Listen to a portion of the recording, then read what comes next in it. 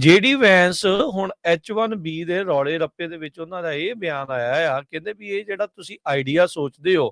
ਵੀ American citizen ਦੇ ਕੋਲ talent ਹੀ ਨਹੀਂ ਹੈਗਾ ਕੁਝ ਵਧੀਆ ਚੀਜ਼ ਕਰਨ ਦੇ ਲਈ, ਇਹ ਟੋਟਲੀ ਜਿਹੜੀ ਰੱਦੀ ਗੱਲ ਆ। ਇਹ ਜੇਡੀ ਵੈਂਸ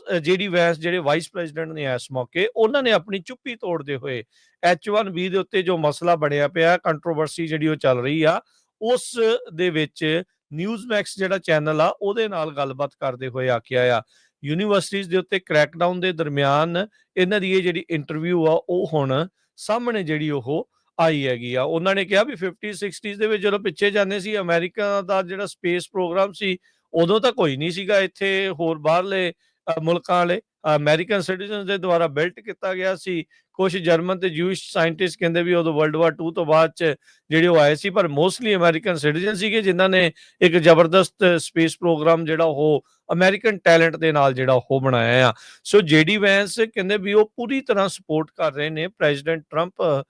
ਦੀ ਜਿਹੜੇ ਫੋਰਨ ਸਟੂਡੈਂਟ ਵੀਜ਼ਾਸ ਨੂੰ ਜਿਹੜਾ ਉਹ ਵਾਪਸ ਲੈ ਲਿਆ ਜਾਵੇ। ਇਹ ਵੀ ਇੱਕ ਹਰਜੋਤ ਸਿੰਘ ਜੀ ਮਾਗਾ ਮੂਵਮੈਂਟ ਦੀ ਜਿਹੜੀ ਥਿਊਰੀਜ਼ ਦੇ ਵਿੱਚੋਂ ਇੱਕ ਆ, ਵੀ ਜਿਹੜੇ ਬਾਹਰਲੇ ਮੁਲਕ ਦੇ ਜਿਹੜੇ ਲੋਕ ਆ ਉਹ ਇੱਥੇ ਆਉਂਦੇ ਨੇ, ਅਮਰੀਕਾ ਦੇ ਰਿਸੋਰਸਿਸ ਵਰਤਦੇ ਨੇ ਤੇ ਬਾਅਦ ਦੇ ਵਿੱਚ ਅਮਰੀਕਾ ਦੇ ਲਈ ਇੱਕ ਚੁਣੌਤੀ ਜਿਹੜੀ ਉਹ ਪੈਦਾ ਕਰ ਦਿੰਦੇ ਹੈਗੇ ਆ। ਸੋ H1B ਨੂੰ ਲੈ ਕੇ ਵੀ ਜਿਹੜੇ ਮਾਗਾ ਵਾਲਿਆਂ ਦਾ ਖਾਸ ਕਰਕੇ ਇਹ ਮੰਨਣਾ ਹੈ, ਰਾਈਟ ਵਿੰਗ ਦਾ ਜਿਹੜਾ ਇਹ ਮੰਨਣਾ ਹੈ ਵੀ ਅਮਰੀਕਨ ਜੌਬਸ H1B ਵਾਲੇ ਜਿਹੜੇ ਉਹ ਖਾ ਰਹੇ ਨੇ। ਹੁਣੇ ਥੋੜੇ ਦਿਨ ਪਹਿਲਾਂ ਇੱਕ ਜਿਹੜੀ ਆ ਆਸ਼ਾ ਜਡੇਜਾ ਮੋਟਵਾਨੀ ਦੇ ਨਾਲ ਜੇਡੀ ਵੈਂਸ ਦੀ ਜਿਹੜੀ ਉਹ ਗੱਲਬਾਤ ਹੋਈ ਆ, ਉਸੇ ਦੇ ਉੱਤੇ ਜਿਹੜੇ ਰਾਈਟ ਵਿੰਗ ਵਾਲੇ ਆ ਮਾਗਾ ਵਾਲਿਆਂ ਨੇ ਉਹਨਾਂ ਨੇ ਚੰਗਾ ਰੌਲਾ ਪਾਇਆ। ਕਹਿੰਦੇ ਵੀ ਆਹ ਦੇਖੋ ਬੀਜੇਪੀ RSS ਦੀ ਏਜੰਟ ਜਿਹੜੀ ਇੰਡੀਆ ਦੀ ਆ ਉਹਦੇ ਨਾਲ ਜੇਡੀ ਵੈਂਸ ਵਾਈਨ ਤੇ ਡਾਈਨ ਜਿਹੜੀ ਉਹ ਕਰ ਰਹੇ ਆ। ਕਹਿੰਦੇ ਵੀ ਇਹ ਹੁਣ ਆਪਣੀ ਇਕਨੋਮੀ ਨੂੰ ਤਾਂ ਗੁੱਡ ਬਾਏ ਤੁਸੀਂ ਆਖੋ, ਕਿਸ ਯੂਰ ਇਕਨੋਮੀ ਗੁੱਡ ਬਾਏ, ਤੇ ਇੰਡੀਆ ਦੇ ਨੈਸ਼ਨਲ ਇੰਟਰਸਟ ਆ ਉਹਨਾਂ ਨੂੰ ਹੁਣ ਫੈਸਿਲਿਟੇਟ ਕਰੂਗਾ। ਜਿਹੜਾ ਊਸ਼ਾ ਵੈਂਸ ਦਾ ਜਿਹੜਾ ਐਂਗਲ ਆ ਉਹ ਵੀ ਇੱਕ ਤਰੀਕੇ ਦੇ ਨਾਲ ਜੇਡੀ ਵੈਂਸ ਦੇ ਨਾਲ ਜੁੜ ਕੇ ਜਿਹੜਾ ਉਹ ਸਾਹਮਣੇ ਜਿਹੜਾ ਉਹ ਆ ਰਿਹਾ। ਇੰਡੀਅਨ ਓਰੀਜਨ ਵੈਂਚਰ ਕੈਪੀਟਲਿਸਟ ਦੇ ਨਾਲ ਮੁਲਾਕਾਤ ਕਰਨ ਤੋਂ ਬਾਅਦ ਦੇ ਵਿੱਚ ਇਹਨਾਂ ਦੇ ਹੀ ਜਿਹੜੇ ਸਮਰਥਕ ਆ, ਇਹਨਾਂ ਦੇ ਹੀ ਧੜੇ ਦੇ ਵਿੱਚ ਇਹ ਚਰਚਾ ਜਿਹੜੀ ਉਹ ਚੱਲੀ ਆ ਵੀ ਭਾਈ ਤੁਸੀਂ ਇਹਨਾਂ ਦੇ ਨਾਲ ਕਿਉਂ ਮੁਲਾਕਾਤ ਕਰ ਰਹੇ ਹੈਗੇ ਆ, ਤੇ ਇਹਨਾਂ ਦੇ ਹੀ ਬੰਦੇ ਉਸ ਨੂੰ ਸਾਫ਼ ਸਪਸ਼ਟ ਆਪ ਭਾਜਪਾ RSS ਦੀ ਜਿਹੜੀ ਏਜੰਟ ਆ ਉਹ ਗਰਦਾਨ ਰਹੇ ਨੇ ਆਸ਼ਾ ਜਡੇਜਾ ਮੋਟਵਾਨੀ ਨੂੰ। ਸੋ ਹੁਣ ਪਰ ਨਾਲ ਦੇ ਨਾਲ ਜਿਹੜਾ Harjot Singh ji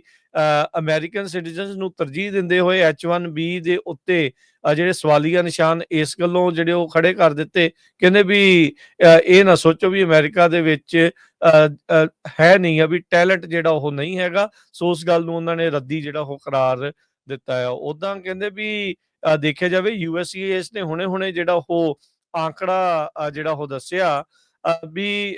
1,20,141 H1B visa applications 2026 ਦੇ ਲਈ ਜਿਹੜੀਆਂ ਉਹ ਸਿਲੈਕਟ ਕੀਤੀਆਂ ਗਈਆਂ ਨੇ, ਜਿਨ੍ਹਾਂ ਦੇ ਵਿੱਚ ਬਹੁਤ ਸਾਰੀਆਂ ਜਿਹੜੀਆਂ ਕੰਪਨੀਆਂ ਆ ਉਹਨਾਂ ਨੇ ਜਿਹੜਾ ਉਹ ਦੱਸਿਆ ਵੀ ਈਵਨ ਦੋ ਉਹ ਜੌਬ ਕੱਟਸ ਜਿਹੜੀਆਂ ਆ ਉਹ ਕਰ ਰਹੇ ਆ। ਸੋ ਇਹਦੇ ਵਿੱਚ ਜਿਹੜਾ ਹਰਜੋਤ ਸਿੰਘ ਜੀ ਜੇ ਦੇਖਿਆ ਜਾਵੇ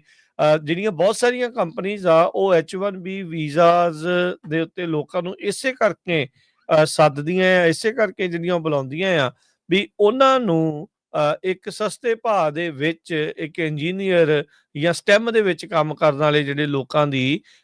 ਜਿਹੜੀ ਆ ਉਹ ਮਿਲ ਜਾਂਦੇ ਆ। ਉਹੀ ਅਮਰੀਕਨ ਸਿਟੀਜ਼ਨ ਨੂੰ ਕਹਿੰਦੇ ਵੀ ਜ਼ਿਆਦਾ ਤਨਖਾਹ ਦੇਣੀ ਪੈਣੀ ਆ, ਤੇ ਇੱਥੇ ਜਿਹੜੀ ਆ ਇਸ ਟਾਈਮ H1B ਦੇ ਉੱਤੇ ਜੇ ਕੋਈ ਆਉਂਦਾ ਆ ਤੇ ਕਰਦਾ ਆ ਤੇ ਉਹ ਘੱਟ ਤਨਖਾਹ ਦੇ ਉੱਤੇ ਉਹਨਾਂ ਦਾ ਸਰ ਜਾਂਦਾ ਹੈ। ਸੋ ਆਉਂਦੇ ਸਮੇਂ ਦੇ ਵਿੱਚ ਜਿਹੜਾ ਹਰਜੋਤ ਸਿੰਘ ਜੀ ਥੋੜਾ H1B ਨੂੰ ਲੈ ਕੇ ਚੇਂਜਿਸ ਆ ਉਹ ਆਪਾਂ ਉਮੀਦ ਕਰ ਸਕਦੇ ਹਾਂ ਵੀ ਇੱਥੇ ਆ ਸਕਦੀਆਂ ਨੇ। ਜੀ